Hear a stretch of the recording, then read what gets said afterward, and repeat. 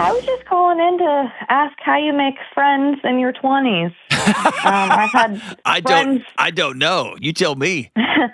I've had friends in childhood, growing up. I mean, in sports and high school, and then now what? Yeah, it's a nightmare, huh? How old are you?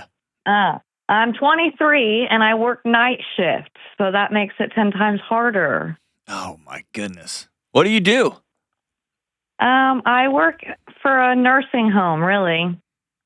It's an assisted living home, so Good for I you. really can't make friends there either. Yeah, you can make the best friends. They've got more wisdom and experience, but no, I get it. By the way, friends that want to jump off cliffs with me, you know. Right. Man, I almost made a few jokes there, but I'm not going to make those jokes because the internets don't have the same sense of humor I have sometimes.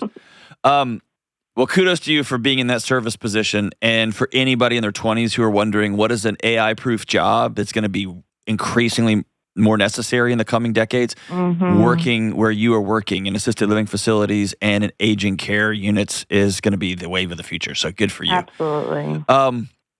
So here's the reality, and we could just go all day long. You're not going to like my answer, and I hate giving this answer, but I'll give you some context.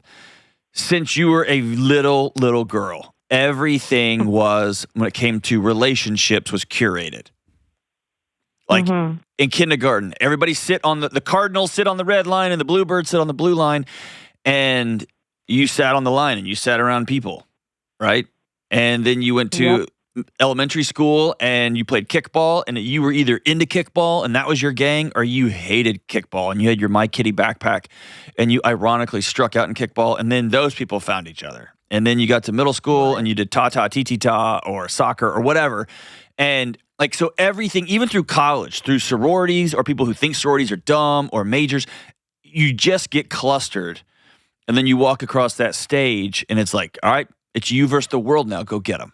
And even your job application, you're competing with 40-year-olds, 70-year-olds, 50, like it's just becomes this you versus the planet. Yep.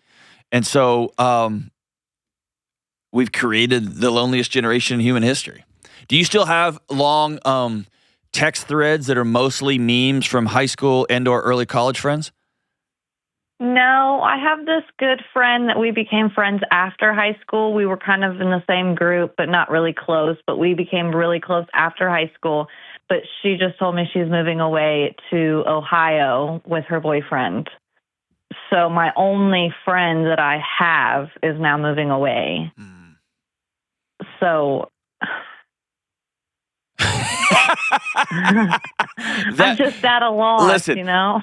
If I could capture that noise you just made when you went, so, right? Yep. Let me suggest something, a new way of looking at it. Friends are a thing you are worth, not people who bring you stuff. Okay. And why do I say it like that? When and by the way, most of the calls and conversations I have are with 30 and 40-year-olds, but it's increasingly getting earlier and earlier, okay? So good on you for addressing this early on. There's a sense that I have a puzzle and there's a missing piece, and I need other people to come fill this piece for me in the form of friendship and or romantic attachment.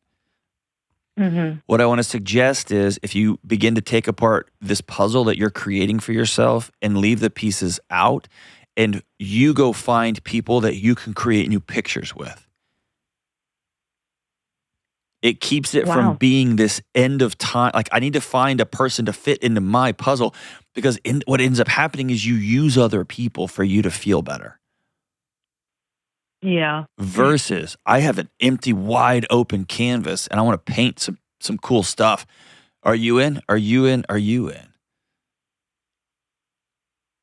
Yeah, because I hate to say it, but I mainly just look at who can I do stuff with now. Instead of losing that friendship, I'm missing that body, you know? Yeah. And in a weird way, people become a Xanax for you to not have to feel the existential angst of your quarter life crisis, about to be 25, going, what am I doing with my life? Other people, like, y'all go out and just numb out together, which is 1,000 times better than numbing out by scrolling, right?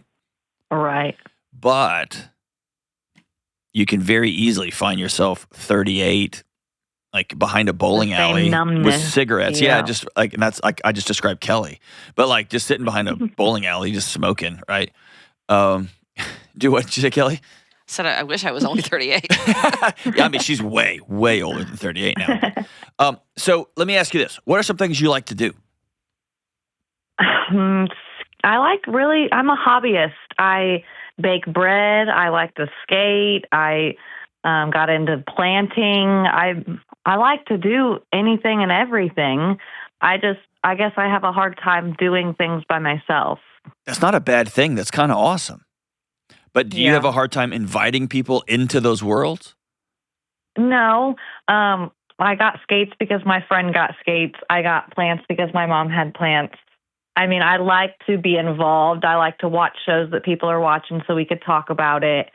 I'm very inviting, but I feel like I get too much for the people that I do have in my life, like my mom or my sisters.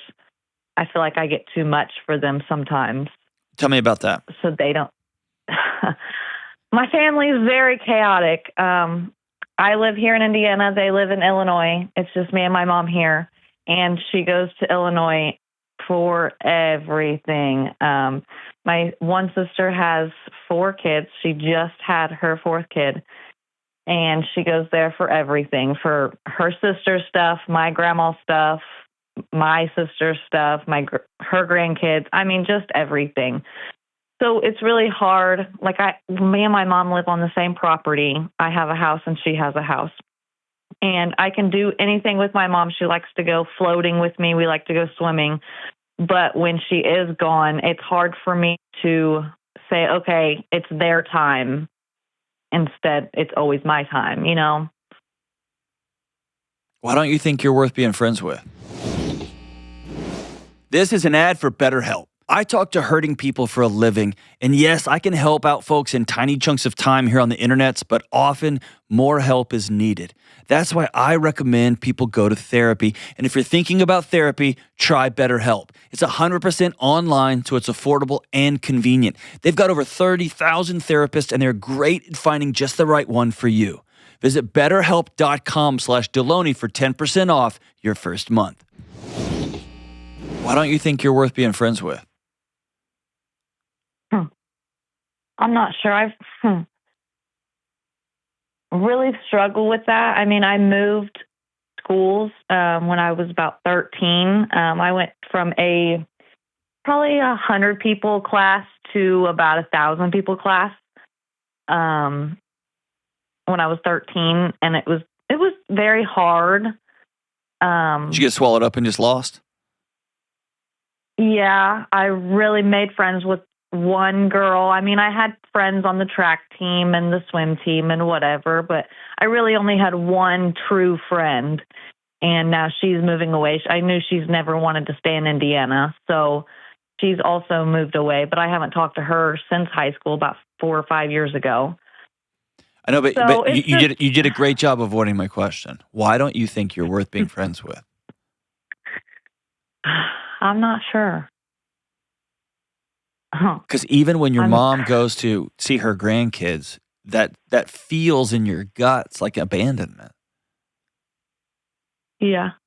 Or another way to say that, the first question your body asks itself is, well, what's so bad about me? And listening to you talk about your one friend that you put every friend egg in their basket, it's I knew it. You don't want to be around me either. Or you'd rather be around that dumb, stupid boy that you want to make a life with. But that comes down to a sense of self-worth. And I'll even suggest this. I'm throwing spaghetti at the wall, so it may not stick, so tell me if I'm wrong, but you do whatever anyone else wants to do. Yeah, 100%. Which begs the question, why don't you think you're worth people coming to do things that you want to do? Or have you even ever asked yourself the question, what do I actually want? What if I don't want to live in Indianapolis? What if I kind of feel like a dork skating? What if I like baking bread and all, but I'd actually like taking guitar lessons and joining a punk band? What about asking, what do you want to do with your one wild and precious life?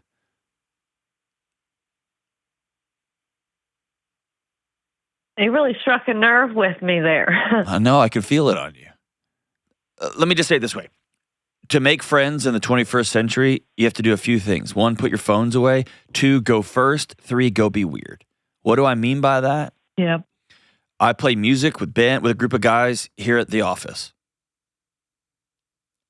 And I don't have time to do it. I got kids stuff. And my wife says she gets a better husband when I'm playing music with my buddies. So I go do it. My family goes to bed early. And so I hang out at a comedy club around the corner from my house. Sometimes I go on stage for 10 minutes and tell diarrhea jokes, and it's fun for me. I don't know how fun it is for the audience, but I'm making new great friends backstage. And I cheer. You see what I'm saying? But I'm putting myself in awkward situations. And by the way, I'm not perfect at this. I suck at this. That's why I'm making myself do it. But it's never convenient, and it's never easy. And there are nights Delony, I come home from a comedy club being like, why did you say that? That was so weird. Why are you awkward? I still do that to myself. To this day, I still do that. And I have almost 2 million followers on Instagram. None of that matters in the real world, okay? So it's about putting yourself in awkward situations. If you like to make bread, find 2 or 3 people that you kind of know-ish, maybe at work-ish, or maybe one of your boyfriends, friends, girlfriends-ish, and say, I'm making some bread, bring a couple of things over and come over. I want you to help me do this. And it might be an awkward bread-making experience the first time or the second time. But it might just be hilarious, and it might be fun. Okay. And then, but I think your real homework assignment is asking yourself, what do I actually want to do? Yeah. Yeah, I'm in therapy, and our topic last week was hobbies. Okay. Can I tell you, there's not really a good way to think about a hobby. You just got to start trying stuff. Well, I'm trying to find something that I can do, like while I'm watching TV or something, because I picked up gardening, but you can only do so much with gardening. Turn the freaking TV off. That's your hobby. Yes, that's my point. Here's the thing. You're going to have to find things that make you uncomfortable. And I'm telling you, when me and the gang are playing music, the last thing I care about is a TV. We're just having fun. Even when we're like, dude, you missed it. You totally blew it. Like, oh, man, let's go to this chord here. When I'm sitting at a comedy club watching some guys that I know a little bit well or real well, or Nate Bargatze just bursts in the door and he's like, I'm going to do 15 minutes. And you're like, what? This is like, nobody cares about TV. I don't care about the sports scores because you're so locked in a thing. Right? Or when I'm out hunting, I could care less about TV. I'm locked in a thing. It's finding things, trying things out piece by piece by piece. And by the way, hobbies are something you kind of make yourself do at the beginning until you get good at it. And the only way you get good at something is by practicing it, doing over and over. And then over time, you get a little bit better and a little bit better and a little bit better. And you think, dude, I freaking love this. And by the way, you run into people that you end up liking. And you have to start from a place where you believe I'm worth being friends with. And the sum total of my life isn't becoming a chameleon to all these other people because that's the only way I feel like I'm worthy of being loved. You're worth being a girlfriend to a guy who also does what you want to do sometime, or who celebrates you going to do your fun things. My wife is a writer. My wife likes gardening. It's not really my jam. But we both celebrate each other's weird stuff that we like. And your mom. And your other friends. You're worth all of that. But it starts with you looking in the mirror saying, hey, Shelly, I like you.